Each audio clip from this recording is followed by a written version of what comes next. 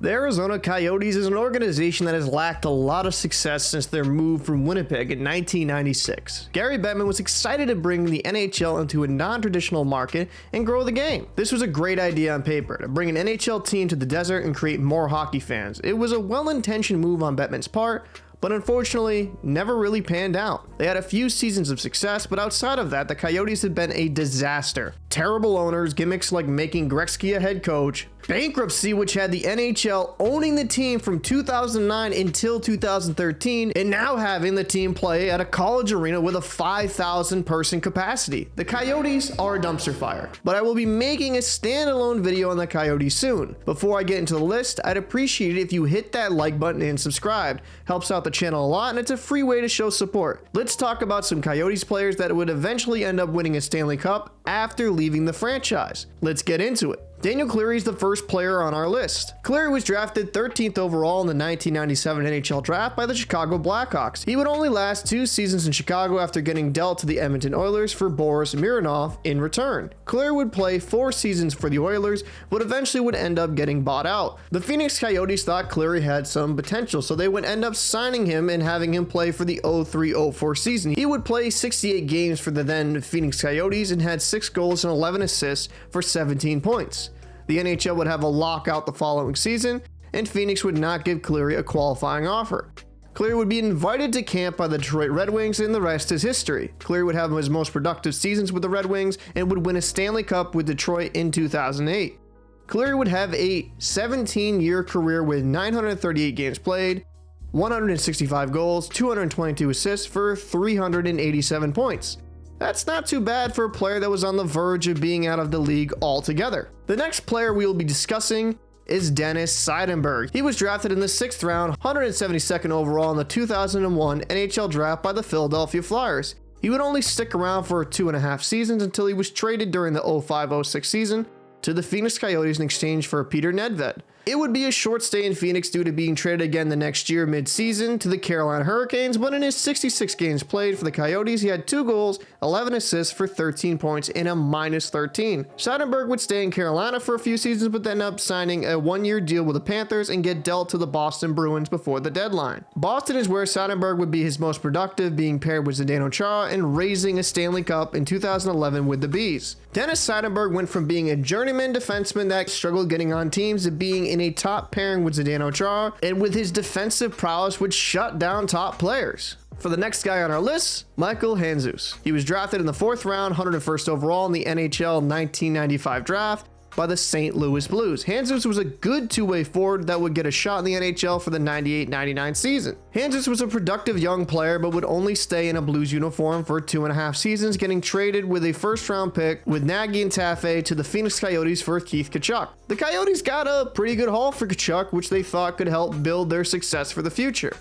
Handzus would only last 1 year after the trade to Phoenix. In 89 games played for the Coyotes, he had 19 goals and 34 assists for 53 points. In the 2002 offseason, he was dealt by the Coyotes with Robert Esche to the Philadelphia Flyers for Brian Boucher in a 3rd-round pick. Handzus would end up having his most productive seasons for Philly and would jump around to Chicago, Los Angeles, San Jose, and then get dealt back to Chicago from the Sharks to help the Blackhawks raise the Stanley Cup in 2013. He was a pivotal component that helped the Blackhawks get that extra depth down the middle. Over 1,009 games played, he had 185 goals, 290 assists for 483 points. A very respectable career. Another Coyote that would end up winning a Stanley Cup after leaving was Luke Schenn. He was drafted 5th overall in the 08 draft by the Toronto Maple Leafs. Schenn struggled to get his footing in Toronto, and while he improved later in his tenure there, he would get traded in the 2012 offseason to the Philadelphia Flyers for JVR. He had 4 productive seasons with the Philadelphia Flyers until he was traded to the Los Angeles Kings with Vinny Lecavalier for a 3rd-round pick and prospect wheel at the 2006 trade deadline. The following season, he would sign a 2-year deal for $2.5 million with the Arizona Coyotes. He played 142 games for the Yotes with 2 goals, 13 assists for 15 points and a -21. He would go on to Anaheim on a 1-year deal and get waived with no one claiming him. Vancouver would trade for him, and he would end up finishing his contract out and then sign with the Tampa Bay Lightning in the 2019 offseason on a 1-year deal and would help the Tampa Bay Lightning win back-to-back Stanley Cup championships. Those 2 years with the Lightning helped revitalize his career and would sign back with Vancouver, where he played some of his best hockey. He got traded back to the Maple Leafs for a playoff run this past season and is currently a UFA. Schenn has shown a lot of resilience throughout his career. Thus far, in 933 games played, he has 42 goals, 149 assists for 191 points and a -31. But with how improved he has been later on in his career, I see that plus-minus improving. Next player on our list, Curtis McElhinney. He was drafted in the 6th round, 176 overall by the Calgary Flames in the 2002 NHL draft. McElhinney would be in Calgary for 3 seasons and then dealt to the Anaheim Ducks for Toscala before the deadline. Then he would be traded from Anaheim to Tampa Bay Lightning, but would be waived a few days later and claimed by the Ottawa Senators. Then before the 2011-2012 season, he would sign a 1-year deal with the Phoenix Coyotes. He would mainly stay with their AHL affiliate, the Portland Pirates, but would play 2 games for the Coyotes and go 1-1 with a .944 save percentage and a 1.67 goals against average. McElhinney would bounce around to various organizations and go up and down from the NHL, AHL levels, and on the AHL level, he was an all-star. And he would play his most NHL games with Columbus for 4 seasons with 85 games played. He would go from Columbus to Toronto and then to Carolina and then eventually to the Tampa Bay Lightning to back up Vasilevsky on their back-to-back Stanley Cup winning run. For his career, McElhinney has played 249 games played, 94 wins, 95 losses, 20 overtime losses/ties for a .907 save percentage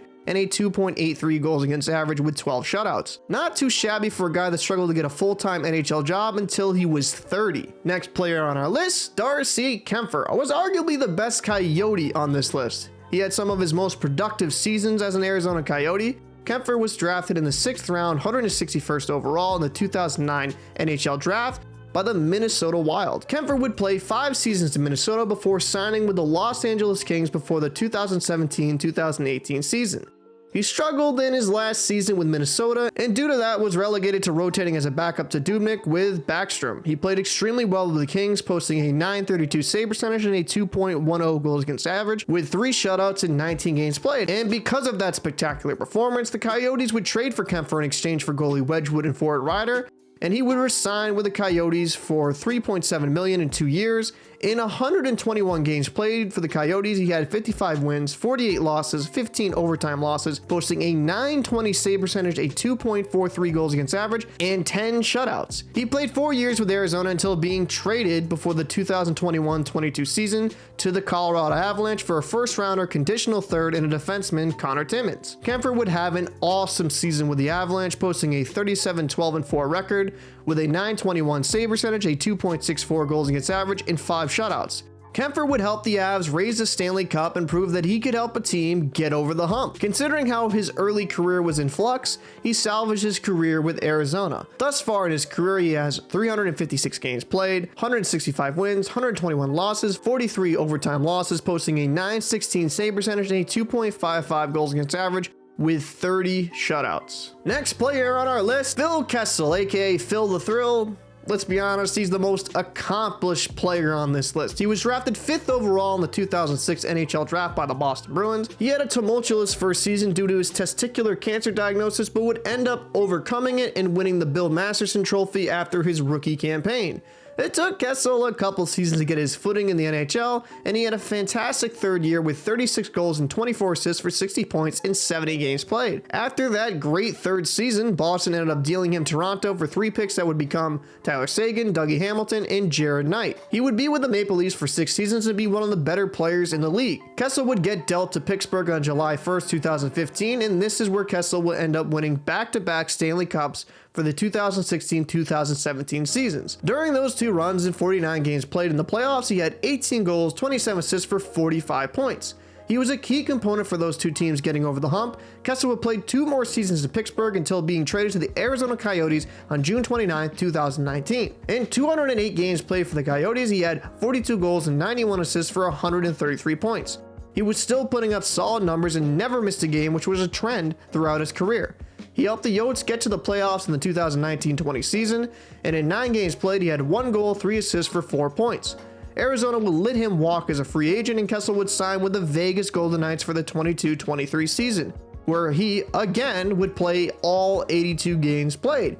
On November 17th of the 22-23 season, He would become the first player in NHL history to play in 1,000 consecutive NHL games and eventually would get to 1,149 games. While Kessel was scratched since Game 5 of the Winnipeg series, he still managed to raise the Stanley Cup and get his name put on the trophy for a third time. Kessel's numbers in Stanley Cup wins will make his eventual induction to the Hockey Hall of Fame a sure thing. Our last player on this list should be no surprise due to his dominance in the 2023 Stanley Cup playoffs. Adin Hill was drafted in the 3rd round, 76 overall by the Arizona Coyotes in the 2015 NHL draft. Hill showed a lot of promise with the Portland Winterhawks, and the Coyotes thought they had themselves a future NHL level goaltender. Adin Hill got his first NHL action in 2017-2018 with the Yotes, where he played 4 games and went 1-3 with an .891 save percentage and a 3.49 goals against average. Well, nothing eye-popping about those numbers, show some flashes of his athleticism with his big 6'6" frame. Hill would go back and forth from Tucson down to Arizona over his 4 seasons with the Coyotes. In 49 games played, he went 19, 21-4 with a .909 save percentage, a 2.79 goals against average, and 3 shutouts. Hill was traded by the Coyotes before the expansion draft to the San Jose Sharks and would end up signing a 2-year deal with them. The Sharks were enticed by his bigger frame, explosiveness, and rebound control, but would only play 1 season for them. In that 1 year, he went 22, 10, and 11 with a .906 save percentage, a 2.66 goals against average, and 2 shutouts. Considering the Sharks were in a rebuild, those were very respectable numbers. Hill would get dealt to the Vegas Golden Knights on August 29, 2022. Hill was brought in to back up Logan Thompson after Leonard would be out for the season and Brossoit was recovering from hip surgery.